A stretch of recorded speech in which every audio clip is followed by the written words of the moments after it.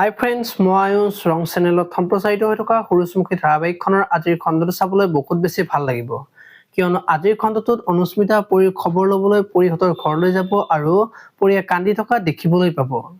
আৰু তেতিয়া অনুস্মিতাই সাপতি ধৰি দুখ নকৰিবলৈ ক'ব আৰু বৰ্তমান আমাৰ লগত সময় অলপ খেল খেলিছে, কিন্তু সঁচা মৰমৰ কেতিয়াও পৰাজয় নহয়। মাৰ কাৰণে দাদা সলনি হৈছে, কিন্তু দাদাই তোমাক এতিয়াও পাহৰা নাই, বাধ্যত পৰিহে সলনি হ'ব লগা হৈছে, কিন্তু এদিন সকলো ঠিক হৈ যাব বুলি কোৱা দেখিবলৈ পাব। ইফালে আকৌ শুনে আজি শেৱালি, তোমাক মই মানুহৰ আগত ভালকে মাতিলো বুলিয়ে তুমি মোৰ পত্নী নহয়, সদায় বেলেগক দেখুৱাবলৈহে আমি হাজবেণ্ড ৱাইফ বুলি ক'ব।